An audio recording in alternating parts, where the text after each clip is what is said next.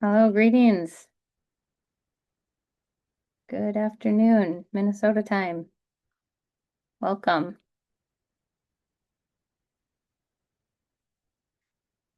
Welcome.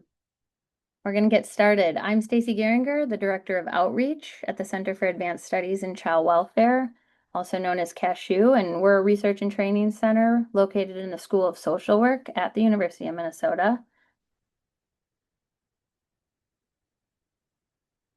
And we have Charles Dixon here with us too.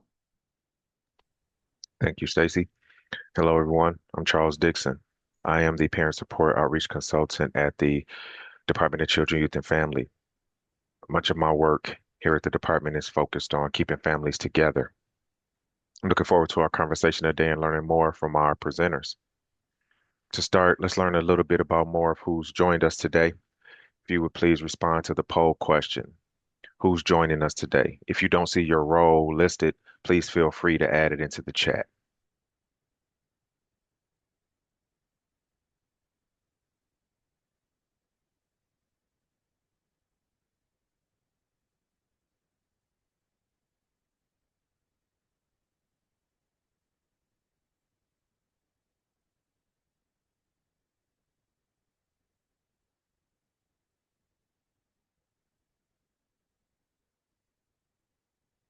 I think we'll give people a few more seconds. I know people are coming in.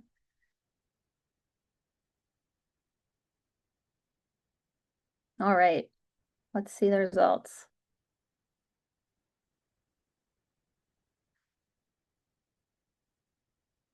Great.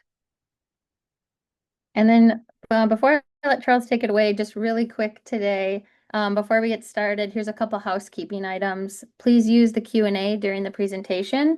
Presenters will hopefully have time at the end of each presentation to answer some questions.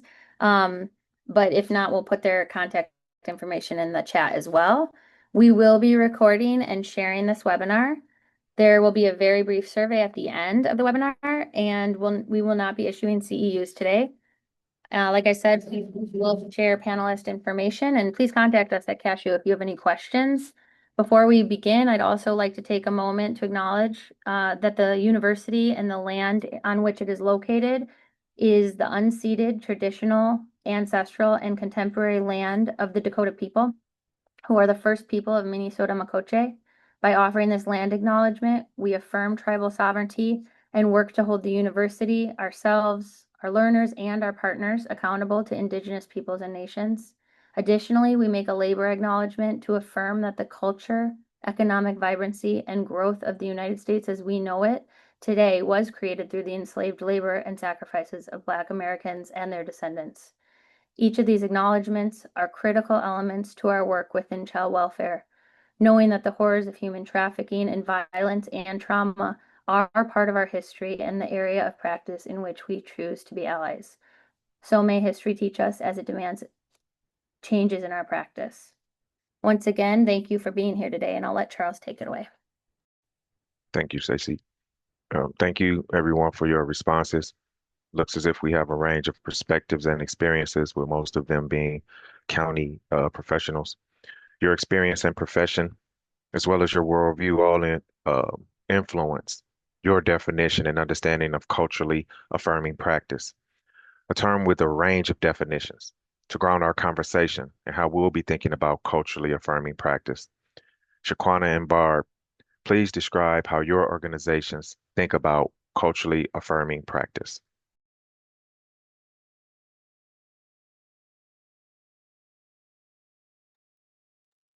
Barb, would you like to go first? Sure. Bonjour, and good afternoon. So at Indigenous Visioning and All Nations Rise, as an Indigenous organization, everything that we do is culturally grounded and culturally based.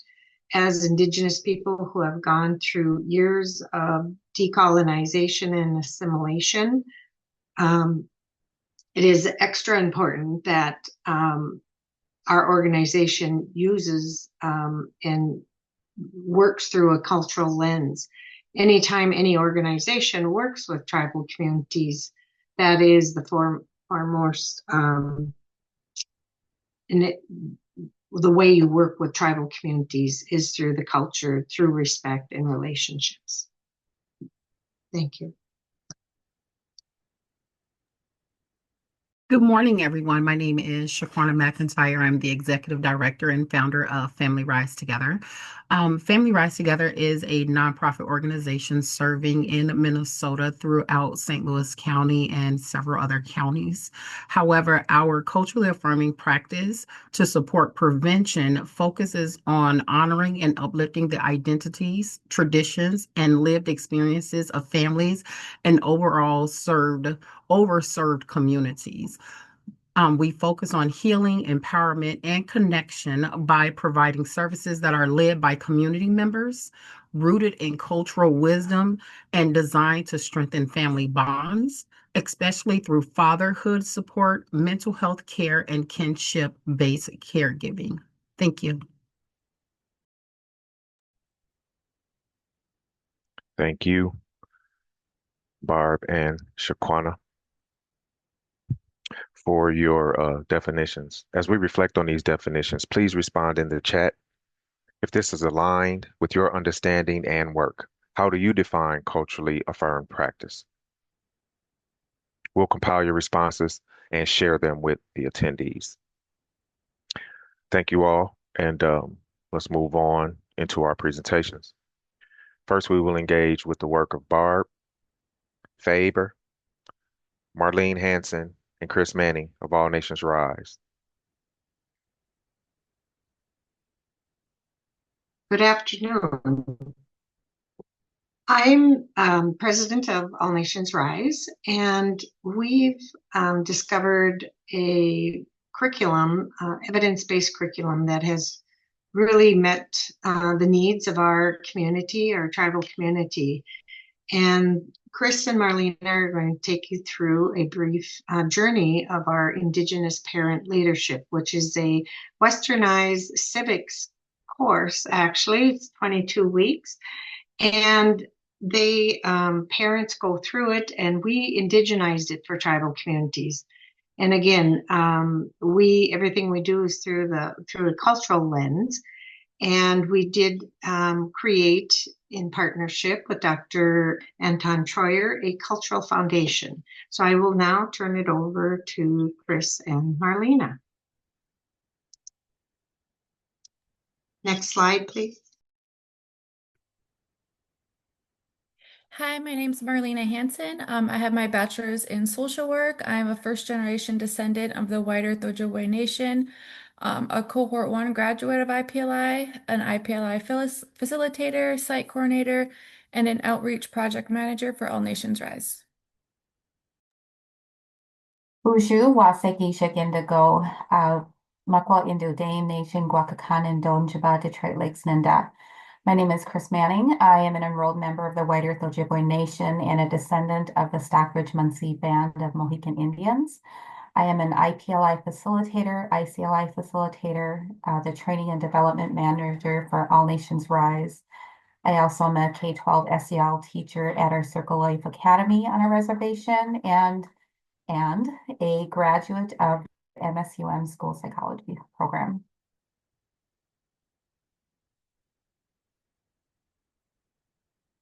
Like Barb had mentioned, IPLI was created by Indigenous Visioning and All Nations Rise in partnership with the National Parent Leadership Institute. Elders from the Red Lake and White Earth Reservation, along with Dr. Anton Troyer, created the Indigenous Foundations curriculum. And it's important that we use this indigenized Western civic course into our curriculum because we feel that our culture, our language, and our traditions, that we need to reclaim those, and that is a huge part of our healing. IPLI was piloted in the community of White Earth, and it's the second tribal nation in the United States to implement the Parent Leadership Training Institute.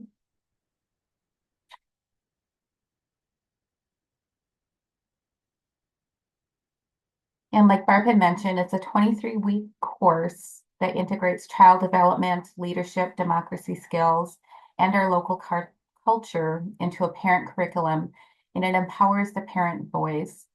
There's two curriculum models we use, the Parent Leadership Training Institute curriculum, which is an evidence-based programming, and our Indigenous Foundations curriculum. There's two separate phases. The first phase is 11 sessions, and that focuses on parent leadership and self-perception. And phase two is on civic change, government, and policy at a local, tribal, and state level.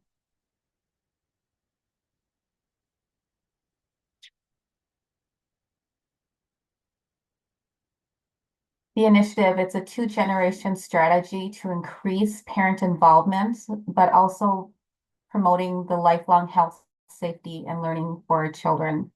It integrates child development, leadership, cultural teachings, democracy skills into a parent curriculum. We provide family support such as childcare, transportation, and we also have a family-style meal at each session.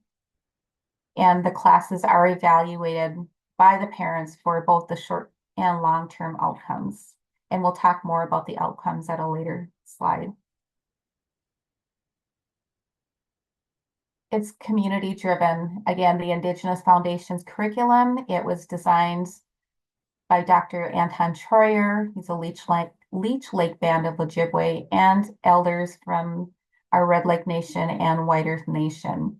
Our facilitators are from our own tribal community. We are nationally certified to facilitate PLTI, and our Indigenous Foundation curriculum facilitators are also from their own community. Each member, each participant completes a community project, and based on their knowledge that they learned, their passion with their purpose, finding their voice. And then our advisory council is what leads our IPLI initiative and the direction it needs to go. We have ground rules and expectations that we go over with each session, just so that every session is consistent. I won't go into further details with that one. Again, our phase one is passion with a purpose. Parents experience their strengths as leaders, and they begin to understand the perceptions and their roles of leadership within their family. They find out what their passion is. They find out what needs in their community are being unmet. And this is what guides them to determine what their community project is. And we do this through a series of one-on-one group activities.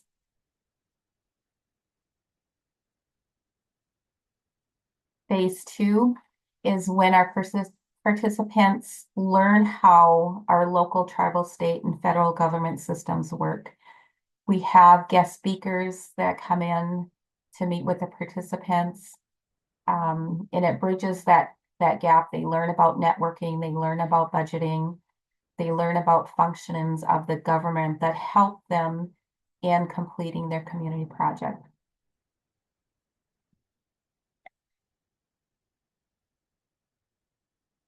New last year, we implemented the Indigenous Children's Leadership Initiative program.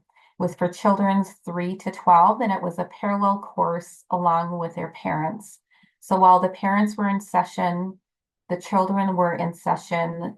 Their curriculum was more age appropriate, developmentally appropriate, and they also had a group community project that they created. And what was nice about this is culture is also included with every single session that we do. And the picture that you see is one of the young participants attending the Sugar Bush camp that we had near the school. We also incorporate American Sign Language, Ojibwe language, and the Indigibox, which provided every student or every participant with an Ojibwe author. So they created their own Ojibwe library that they had at home.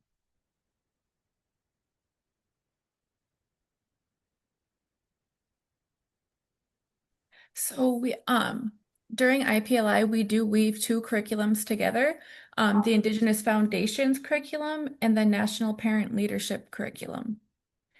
The Indigenous Foundations curriculum, we did team up with Dr. Anton to create a cultural curriculum that coincides with our teachings. Tribal curriculums are created from within the community, having resources such as the Cultural Toolbox are great resources to reinforce and support cultural teachings. We do follow the seasons of spring, summer, fall, and winter.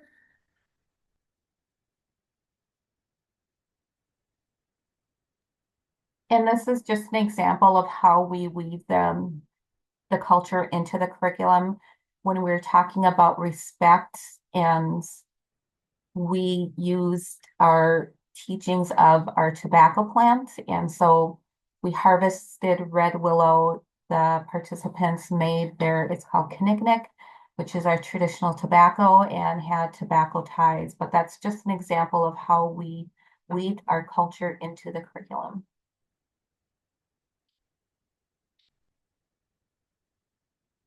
And some of the outcomes, and this is the exciting part of it. We had 28 parents, whether that was grandparents, aunties, uncles, and foster parents with our last 3 cohorts. We have reached 37 children that are prenatal to grade 3, 16 children grades 4 to 6, and 20 children on grades 7 to 12. 61% of our participants have taken steps to change or advance their career. 83% have taken steps to further their education. 94% have made a positive change in their mental, emotional, and physical health.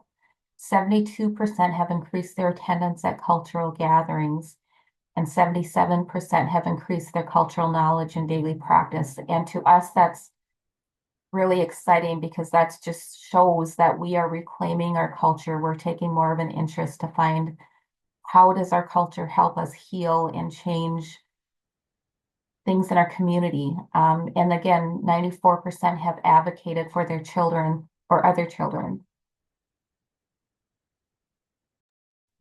We have seen multi-generational healing throughout our cohorts.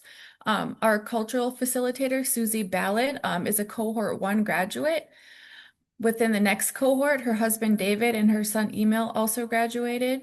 This last cohort, her daughter Shona also graduated, and her granddaughters are also Indigenous Children's Leadership Initiative graduates.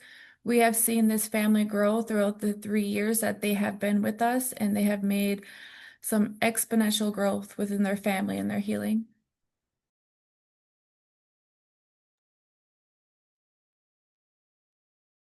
And once our graduates complete the program, we're not done with them. We have an alumni program, and it offers support and professional development. We provide networking, cultural teachings, connections to the community, again, offering them support in their community project. So once they complete the program, they still have that connection with us, but most importantly, connection with other members.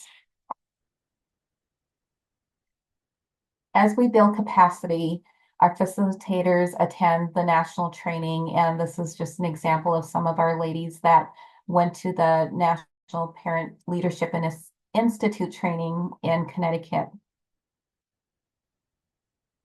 We are working on doing a pilot project which is in development. It's a shortened version of the 22-week. It is an 8-week prevention IPLI course, and it will be in collaboration with Indian Child Welfare Prevention Program, and participants will be from the Treatment and Healing Center for Parents near our reservation. We're also building capacity in tribal communities. The National Parent Leadership Institute and the Minnesota Department of Children's, Youth, and Family, through its Child Safety and Permanency Division, they have an RFP out this year or this summer to implement NPLI throughout the state of Minnesota. And this includes 4 American Indian organizations, tribal nations, and IPLI will assist in providing technical assistance along with the state site coordinator.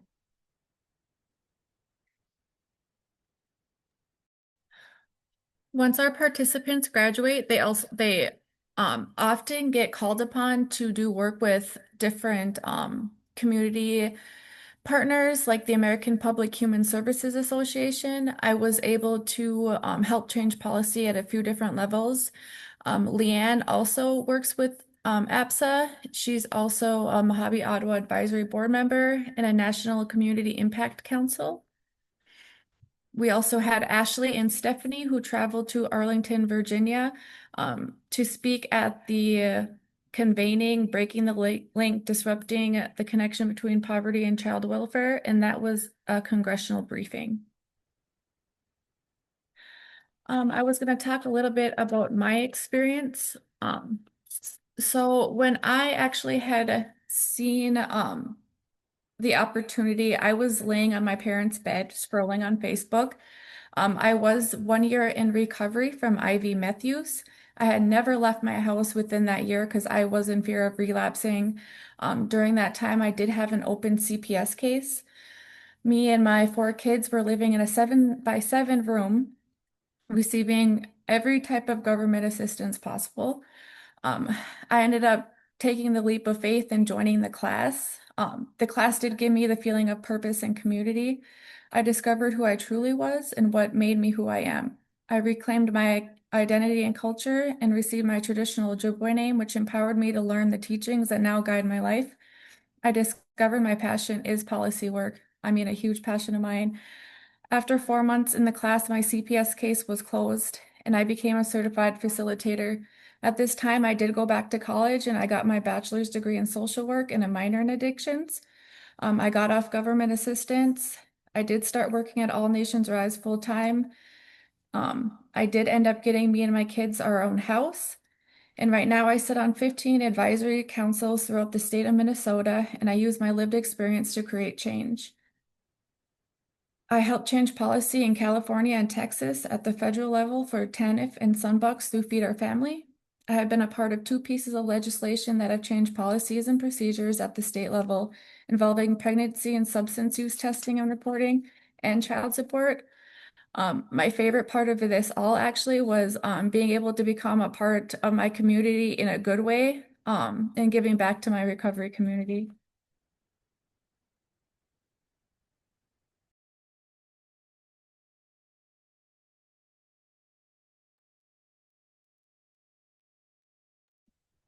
Okay, Thank you. Go ahead.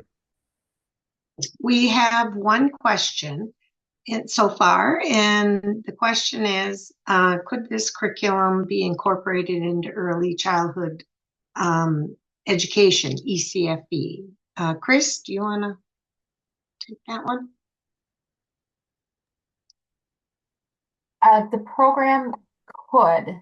It is run by,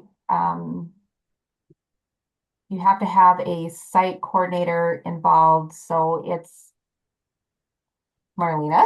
I'm trying to think and I'm drawing a blank right now. But it could be incorporated into an already existing program. We could provide some more information on who you can connect with if you are interested in bringing it to your agency.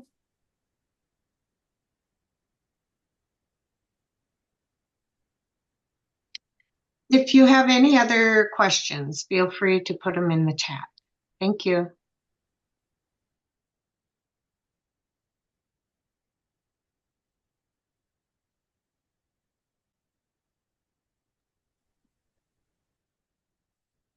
Thank you for your presentation today. We definitely appreciate learning more about it, Barb, Marlena, and Chris. If you do have further questions, if you would please put them into the Q&A function, and we will see about getting those to the folks who just presented so they can answer them for you. Next, we'll be learning with Shaquana McIntyre and Lucretia Jones of Families Rise Together.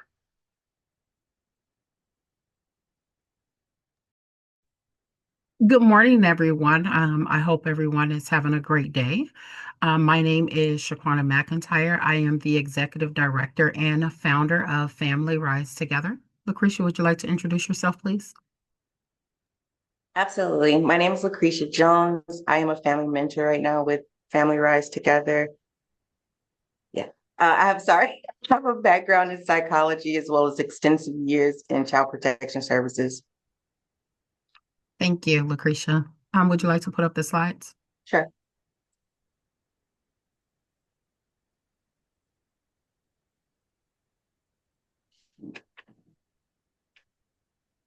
Thank you.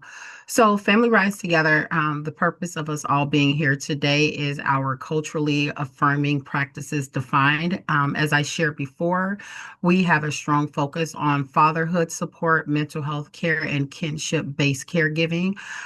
It is important for you all to understand that my background is that of a child protection social worker, but before I was a child protection social worker, I was born to a 15-year-old and 17-year-old. My mother was 15, my father was 17 when I was born. I was born in Gary, Indiana, and I have personally experienced every form of trauma that you could potentially think of, which has ultimately guided who I am as a mother, who I am as a wife, who and how I show up in community, as well as how I was a child protection social worker in South St. Louis County for several years. During my career, I have written a couple of books which we will discuss, and why we do what we do and how we do what we do. Lucretia? The first thing that is important to understand is how family rise together outside of who I am as an individual, a leader, and the executive director. How Family Rise Together is a culturally affirming agency. And it's because our mission, everything we do, is centered on our missions and our programs and leadership around lived experience and needs of Black, Indigenous, and people of color communities. And here is how we embody that commitment. And this is just a few of our programs.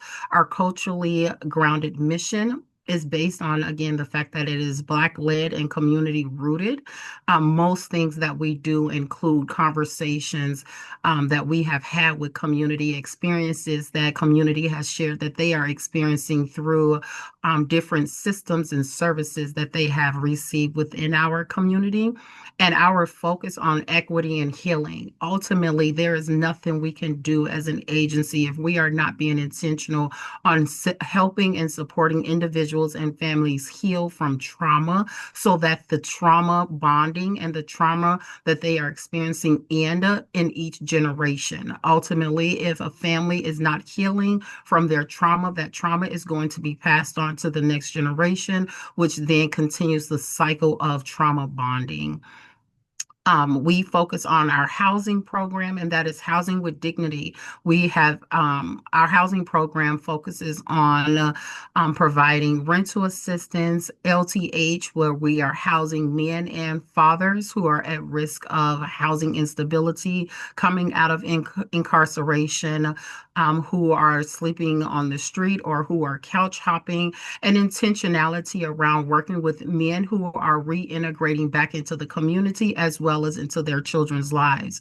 It is very important that that is called out, because reintegrating back into the community does not mean that you will be welcomed back into your children's lives. And a lot of our work focus on getting fathers back engaged in their children's lives in the most safe and healthiest way for the father as well as for the children and the guardian of the children, which is not always the mother of the children. We also have our economic empowerment, where we are focusing on helping individuals start their own business, from hobbyists, from individuals who have been in business from 2 years, hobbyist level, up to 5 years. Our most extensive, exciting project that we have going on now is the development of our ghost kitchen, which is named the Sunshine Innovation Solutions Center. Lucretia? Our other programs that reflect our cultural realities for the families that we serve is our Growing Kinship Connection program. That program is near and dear to me. However, it is vital for the work for African American families and biracial families that are caring for all kinds of children, both African American, biracial. This program support kinship care and father engagement with a deep understanding of historical trauma like slavery and the prison pipeline. It helps families navigate complex welfare systems while preserving cultural and family bonds. We also have our mental health services and our father-focused support groups. These are safe spaces for men and fathers to connect, heal, and grow, facilitated by community members who understand the cultural context. In short, Family Rise Together doesn't just serve communities, we reflect them. That means we are intentionally hiring, training, and educating those with lived experience to do this work. And while the work is hard and it is difficult, we are here for the hard work and to continue to uplift and do what we do best. Do you want to explore and learn more about our approach and how it compares to other agencies, or dive deeper into our programs? Lucretia is going to take you into a very specific program that we recently hosted with many of our families over the last year. Lucretia, thank you. Thank you, Shaquana. So, as Shaquana stated, we recently just participated in a program called Preventative Services. It was tailored to a culturally specific family enrichment program. We wanted to empower parents, foster families, and just the well-being of children and families who are at risk of CPS involvement. And so initially, we provided immediate services for the family, like assistance such as rent, mortgages, transportation, clothing, furniture, basic necessities of their household, anything that would possibly prevent them from neglect of their children. During this program, the participants had to be involved in 5 individual sessions with myself, as well as 5 group sessions. Through this program, we were able to help them with wraparound services, the ones that Shaquana just spoke of, as well as create our family enrichment workbook. Through this program, we were able to help 30 families. And for the ones who just didn't qualify, we still were able to provide them assistance through our wraparound services or other community resources. And so with our group sessions, again, it was 5 weeks, and week 1 kind of started with just the introduction of CPS to our participants, just kind of getting them educated on what it is, preventative measures to not become involved in or have an open CPS case.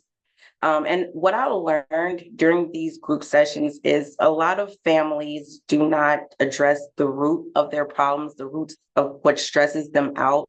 And so it was important to design curriculum around addressing those needs, and kind of just having a good time and creating a safe space for our families. And so week 2, we talked about discipline, self-care. What does it look like in your home? What did it look like growing up for you? And again, each week we just kind of build on. Now, the classes were only supposed to be for an hour. However, they kind of went on for 2 and 3 hours. So it showed me that people really needed that space to feel comfortable, to share their story, to not feel judged. And it was an excellent, excellent program.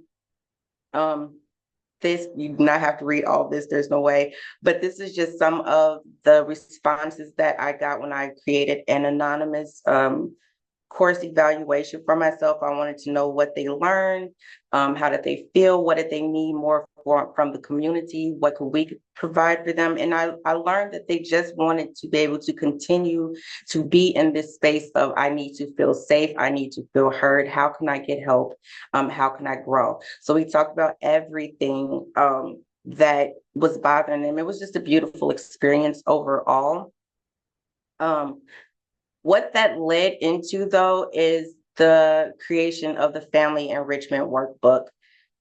It it dives deeper into the problems that our culture deal with. So we're talking mental abuse, again, how not to be involved in CPS. Oh gosh, it's just so much. I think it's like 125 pages of work, but the goal was just to get our families to work, continue the work outside the courses. The program was not going to last forever, but I did want the participants and anyone else to do the work, you know. So this is just brief pages of what the book is or what is in the book. Sexual trauma, mental abuse, oh gosh, breaking generational curses. Bree, can you go back? Sorry, can you go back to the Sure. discipline page? Absolutely. I would like to add in that this is important for discipline and boundaries, especially when it comes to child protection services.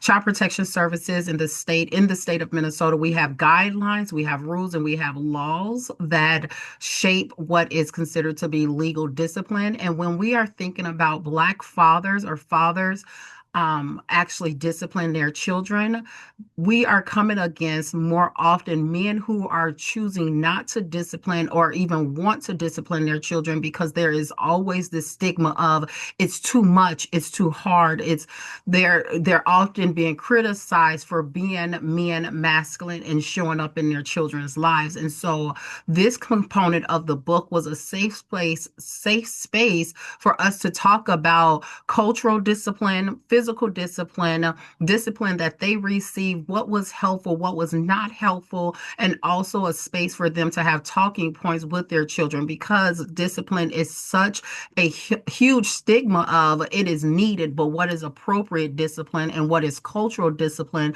that often leads African American children being removed from their families' homes and often men, fathers and men deciding not to want to discipline or even participate in their children's lives because there's such a stigma on masculinity and Black men and fathers and anger and aggression. And so having that opportunity to talk language, to understand what discipline is, actually dive deep into what CPS considers to be neglect, abuse, physical abuse around what we consider to be as what they as men fathers consider to be discipline. And so we were able to shape and reshape the mindset and the thought process of how they can use discipline in their household, all while not feeling like they're giving up the responsibility of being a father to a system who don't respect them as fathers and Black men in their households. Thank you, Lucretia. Thank you. So again, we delve deeper into mental health because I recognize that the community that we deal with at Family Rise Together, a lot of people, men and women, deal with unaddressed mental health issues. So we went very deep into that. Again, sexual trauma in our community, we've dealt with that. Oh, and Shaquana, here go the another culturally affirming thing that we've done. So we, throughout our work at Family Rise Together, we do a lot of work focusing on the actual parents. A lot of the work that is being done in services that's being done in our communities focus on the children. And that provides an upside down household where families and adults don't feel like they have the power they need to raise healthy, safe, productive children in our communities, right? And as hard as that can be, that is a reality for a lot of our families that are involved in the systems in our communities. So, what Family Rise Together has done, we've actually created the Twin Ports Juneteenth beauty pageant for our young girls, which is very culturally affirming because in a community where African American girls are going into foster care and often finding themselves aging out of foster care because they're not unifying at the same rate as their counterparts. They are not being adopted at the same rate as their counterparts. Their identity is being lost. They are being over sexualized. And so I've created the Twin Porch Juneteenth beauty pageant where they can come and learn about their self, their mind, their body, their hair, and feel comfortable in getting to know their neighbors and their friends. Creating a facilitator guide. That facilitator guide is going to be created between Lucretia and I and community members who were a part of the group sessions when appropriate. And also workbook can be done in group sessions and in one-on-one sessions, which is ultimately important, especially in therapeutic sessions for African American children to have a tool where they can share with their non-Black guardians or parents who are taking care of them the things that they are experiencing from a child's perspective, being heard and respected from a child's perspective without the adult feeling as if they're out of control, not being heard and not being respected. So that it get the tools that we've created gives a balance of authority and perspective for the child to be heard and feel safe in what they're sharing. Thank you. Ultimately, in summary, investing in understanding your consumers through genuine listening, which is much different than active listening. Being authentic and appropriate transparency has proven to be a valuable approach for Family Rise Together, benefiting staff, stakeholders, clients, and communities alike. Our call to action to you, each of you, is purchase the workbook, reach out to Family Rise Together, purchase the children's book, actually utilize these tools for your families, for yourselves. Lucretia and I, we wrote these books. I just want to say this. We wrote these books and we still find ourselves going through the books and addressing things that we thought has actually been healed, right? We've been through therapy. We are doing the work. We're helping families. We're in community, but there is always a gap that is filled with something that is actually an issue that hinders us that we don't know, such as grief, right? Grief is an everlasting issue that comes and it tears us apart at the most inappropriate times. And this workbook was a safe tool for us to utilize for ourselves, for our community, as well as for our staff members. We're currently training our staff on how to utilize this. Please check out our website. We have many fundraisers going on. Please donate the cause. And if you cannot donate time or money, if you're just sharing something on our Facebook page, please do give us insight. And we are always looking for volunteers for our events throughout the year. So thank you very much for this opportunity to share our work with you. And we hope that you were able to learn something from us this evening or this Thank afternoon. you. Thank you, Lucretia and Shaquana, for your thoughtful presentation. We now have 5 minutes for questions. Please use the question and answer function. And I can hop on to support. It looks like there's 2 questions so far. Will you be doing this preventative services program again? Yes, it is our goal to do this work again. We are currently looking for funding. We would like to thank the state of Minnesota for giving us one-time funding for the development of this work. We're currently looking for funding to continue to facilitate it, which will help with the purchasing of the book, the cost of our facilitators, as well as during our time with our families. We provide meals to families. So we actually send food to the family's home that they get to pick and we Uber it to them and we or DoorDash it, whatever Or source they during the group choose sessions. for the group session so that they're no longer worrying about food and taking care of their kids. And we try to provide childcare assistance for those families also. So that is what we're looking for funding for. Thank you for that question. Thank you. And Ann Hill, who's one of our ombudspersons for families, is asking, have you done any work in correctional facilities? Yes, we have done work in correctional facilities, not with this particular program. We actually just completed this work in June. And so our hope is to actually find a facilitator that can actually go into the facilities with this book and partner with them. However, we are doing work with our um, other programs such as our housing program through DOC. Thank you. And a follow-up question from Anne in the chat is if she can purchase the book from your website.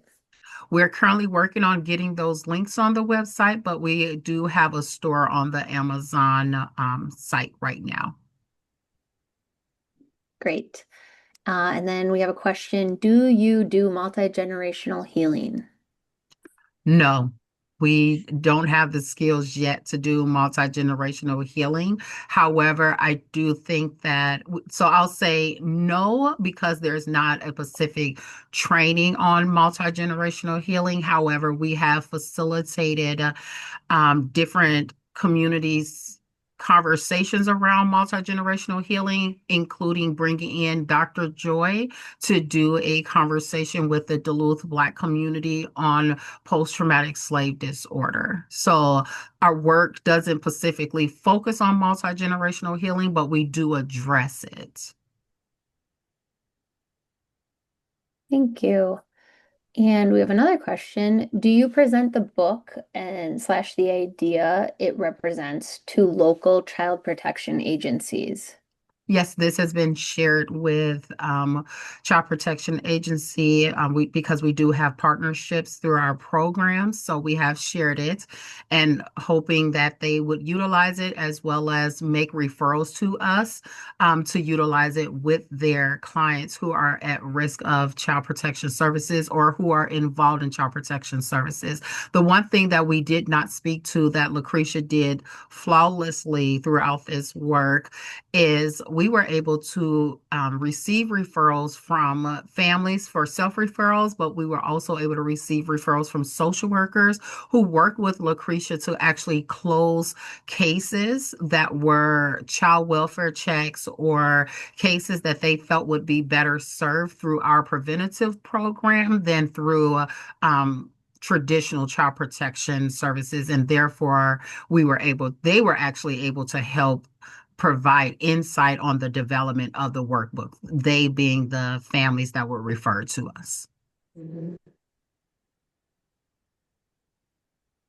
Thank you. Looks like there's another one. How does this person refer their licensing agency? Refer the licensing agency to Family Rise Together, or I guess I would like a better understanding of the question. Yeah, Alexis, there you go. Yep, that's what she means. They mean. Yes, so you can always go right on our website or you can contact us. And I can put it in the chat if it's easier. You can contact us by calling us at 218-461-1722 and speak with our admin staff, or you can email us at office@familyrisetogether.org. And if you're looking for a preventative service directly, I would say reach out to Lucretia, which is L Jones, Jones, at familyrisetogether.org.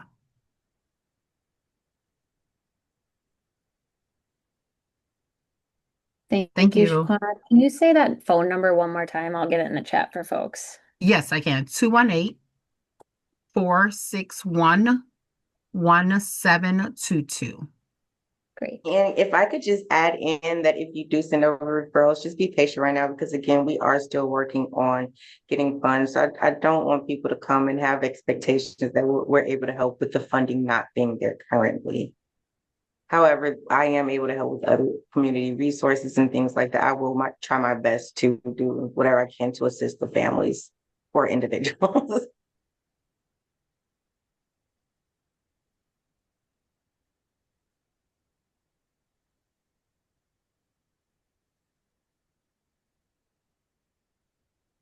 If there are no more questions, thank you to our presenters from All Nations Rise and Families Rise Together. We appreciate your time thoughtfulness, and perspectives.